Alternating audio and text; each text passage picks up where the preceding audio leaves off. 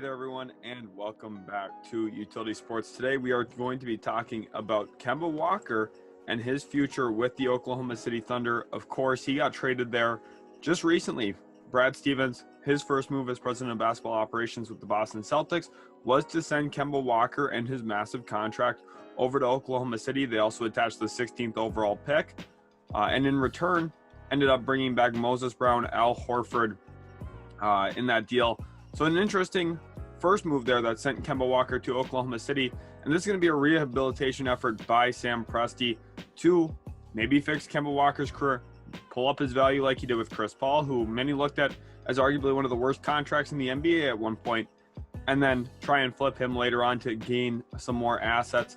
Zach Lowe here says that he thinks both the LA teams are going to be sniffing around Kemba Walker. He said that on his podcast, The Low Post.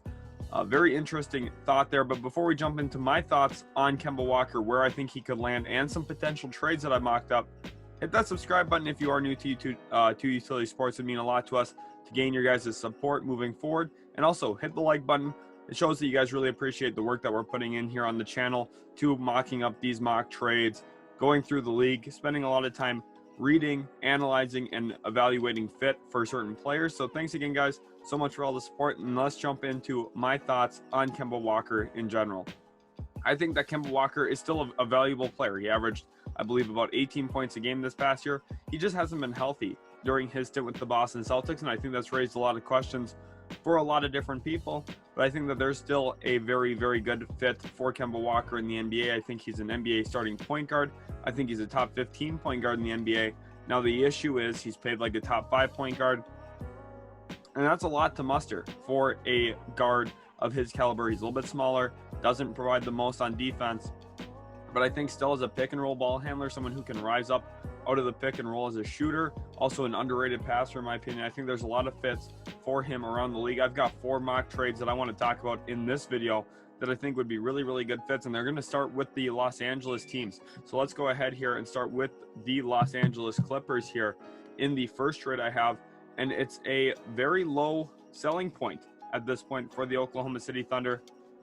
To bring in Kemba Walker, they have to give up Rajon Rondo, who did not actually get that much playoff run. I was expecting him to get a little bit more time in the postseason than he did. You have to attach Patrick Beverley as the contract matcher. Luke Kennard, who is the big piece here for the Oklahoma City Thunder, still a young player, of course, has had some injury concerns himself.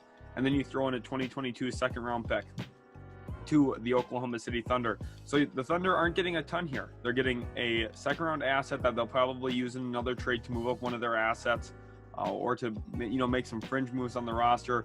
But Luke Kennard's really the big piece here. He's still a younger player, a very good shooter, shot over 40% from 3 this past year. Patrick Beverley comes in as someone you're going to probably be able to reroute later on if you're Oklahoma City, because he's a nice player. He brings in some defensive attitude, some defensive mentality, and I think a lot of contenders would be interested in trading for him. So Sam Presti would be able to flip him at the deadline next season like he did with George Hill this past year. I think Patrick Beverley kind of fits that mold for what Sam Presti is looking to do with his roster. And Rajon Rondo could be a very interesting addition into this roster as a mentor for Shai Gilgeous-Alexander. I'm not sure how interested Rajon Rondo would be in ending up going to Oklahoma City. I'm not sure if he would even want to show up there, but he was needed to match the money in this deal. And for the Clippers, they get the point guard that they've been looking for, that they badly need. Reggie Jackson's a free agent, and because of some of the tough bird rules with his contract situation with the Clippers, they're not going to be able to afford to pay him that much unless they use their mid-level exception to keep him around. That would be around $9.9 million, and I'm not sure if he's going to have a bigger market than that or not. My assumption is not, but at the same time, they're kind of strapped with the way that they have to use their mid-level exception for him. Also, Serge Ibaka has a player option, so there's a few different ways that the Clippers could be hurting on the ends of their roster, especially when you're looking at the 5th through 8th guy on that team. Kemba Walker would be a big improvement. Now, of course, it's a big-time salary commitment, but if Kawhi Leonard comes back, they're going to want to try and improve this team, and they need a point guard really badly, someone who can create off the dribble. We saw how good Reggie Jackson was for them. Kemba Walker is a big-time improvement over Reggie Jackson still, in my opinion. Someone who's a little bit more consistent as a ball handler, a little bit more consistent as a decision maker, and I think a much better shooter in general. Reggie Jackson, of course, played really, really well in the postseason, but that's a little bit of recency bias if you think that Reggie Jackson is actually better than Kemba Walker. There's a reason Kemba Walker's making what he's making. There's a reason Reggie Jackson barely found a roster this past year. Both have their defensive deficiencies, but I think Kemba Walker offensively has much higher upside and could really help elevate this Clippers ceiling and their floor as well. This is an interesting trade to me because the Clippers, you don't really have to give up too much here. Kennard and Beverly, of course, you don't want to give them up for nothing, but I think Kemba Walker, a nice improvement onto this roster. Jumping to the Los Angeles Lakers now, I have actually cooked up a 3-team deal that includes some free agency decisions that maybe Lakers fans, you're not in love with this, but I think that this is a real possibility at this point. I think Dennis Schroeder's on his way out. So you're going to need the New York Knicks help a little bit here to foster a 3-team trade, essentially to make the money work using a sign and trade of Dennis Schroeder. Schroeder gets signed and traded to the New York Knicks here, which is really, really important in this here because the Knicks then are able to delay bringing in his salary a little bit and also could throw in some money back if they wanted to help bring in other free agents prior to bringing in Dennis Schroeder. The Lakers here, you end up giving up Kyle Kuzma, which I understand Lakers fans, you like Kuzma, but he's not some spry chicken. You know, he's 25, 26 years old. He's in the same camp as Luke Kennard in terms of age. And just let's be honest with ourselves, he hasn't fit next to LeBron and Anthony Davis as well as the Lakers or Lakers fans would have liked him to at this point. And the Lakers, you're getting Kemba Walker, and you're also bringing in a couple fringe assets, a 2021 second-round pick from the Denver Nuggets. That's going to be later in the draft, of course, this year, and also a 2024 second-round pick. So it gives you a little bit more flexibility moving forward. I think Rob Pelinka would really like that because you get a few different options at this point that you could try and build around. Now, of course, this deal can't be made until July 7th because of Kemba Walker's recent trade, but that is still 22 days ahead of the draft, which would give the Lakers the ability to make this selection themselves, find another player to bring onto their roster.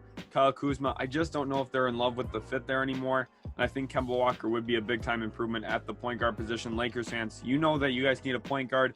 Kemba Walker, sure, he's a little overpaid at this point, but I think he could still be a very nice addition for a very low cost here. Dennis Schroeder, who's probably going to be gone anyway. Kyle Kuzma, who hasn't just been a good fit. I think that this makes sense. And for the Oklahoma City Thunder, not only do you get Kyle Kuzma, who is a younger player that you can maybe try and harness and see what he can give you, kind of what he used to give the Lakers before AD and LeBron showed up. Maybe he could develop into that nice 4-man next to Shai Gilgeous-Alexander. There's some potential there. I think he would be a nice fit next to Aleksej Pokusevski. But at the end of the day, I'm not sold on Kyle Kuzma as an individual talent myself. I remember the debate, Brandon Ingram, Lonzo Ball, or Kyle Kuzma. A lot of people were picking Kyle Kuzma, and that looks pretty silly now at this point. Kyle Kuzma, clearly not on the level of those other two guys, but still a nice player, and I think the Thunder could sell themselves on this.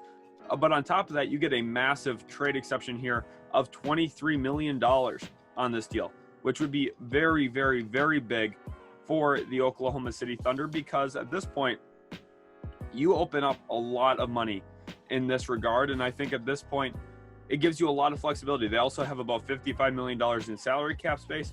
They could make some moves in free agency and then also use some of those assets that they have to bring in another big time player during the season using that trade exception if they wanted to. It gives you a really, really good option to maybe improve this roster short term so you're not absolutely terrible. You keep some of that fan support there in Oklahoma City. I think that's a really big thing for the Thunder. I don't think that they want to absolutely bottom out for the next 7 years. You know, this team wants to be competitive still. You still want to win games, especially when you have Shai Gilgeous-Alexander. You want to prove to him that Oklahoma City is a good place for him to spend his career, and winning some games would help really do that, help sell him on staying there.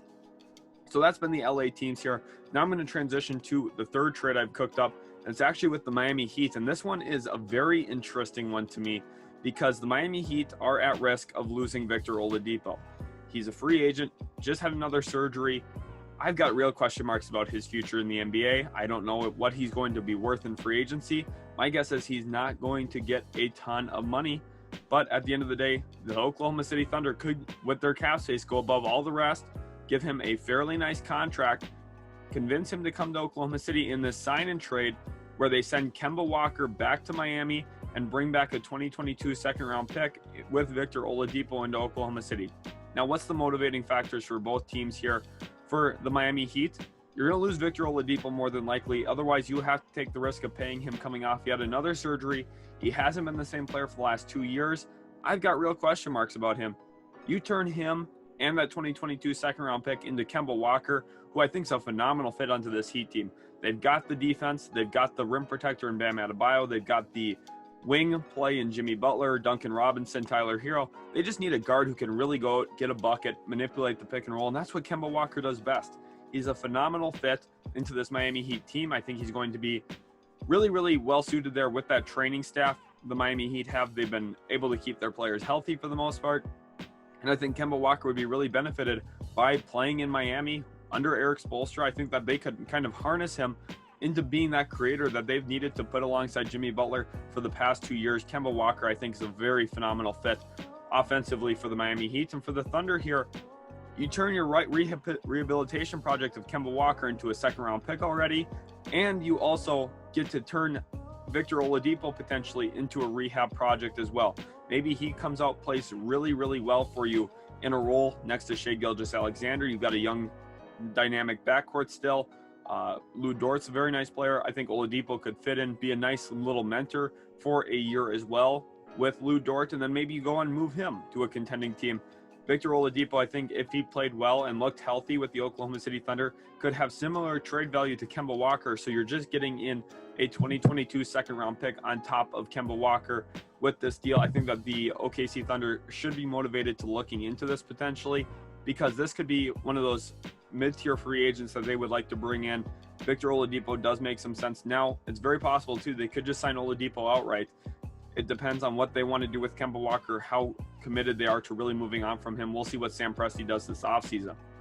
And the final trade I have cooked up here is actually one that is very, very beneficial for the Oklahoma City Thunder, and maybe kind of a settled deal for the New Orleans Pelicans, which I'm not sure how stoked they would be on this, but I think that for the Oklahoma City Thunder, this could make a lot of sense here.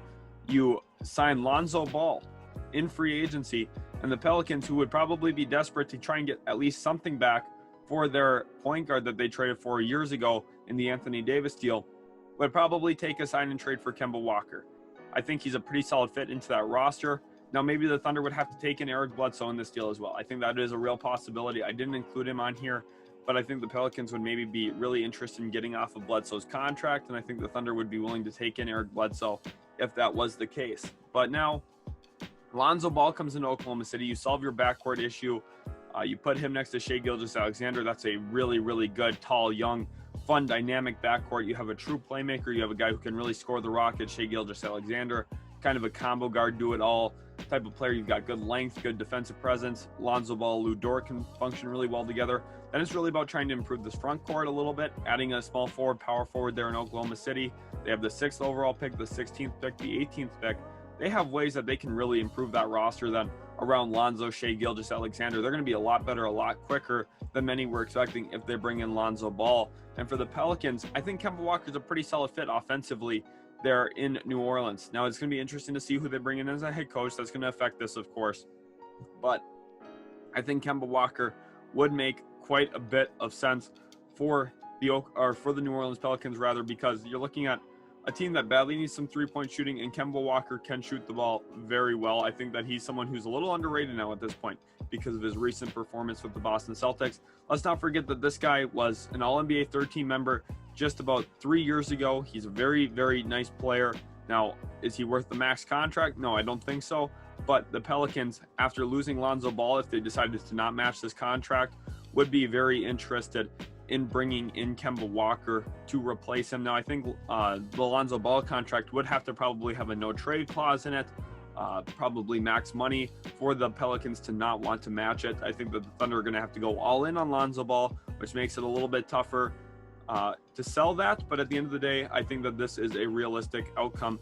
Let me know which one of these trades was your favorite. Also, let me know your Kemba Walker trade destinations. I know some teams like the Dallas Mavericks are going to come up, maybe even the Chicago Bulls. There's a few other destinations as well that I think could make some sense. I'd love to hear it from you guys in the comment section. So send me your mock trades either in the comment section or on Twitter. Links are in the description to our socials. Love to hear from you guys. Thanks again so much for watching, and we'll catch you in the next video.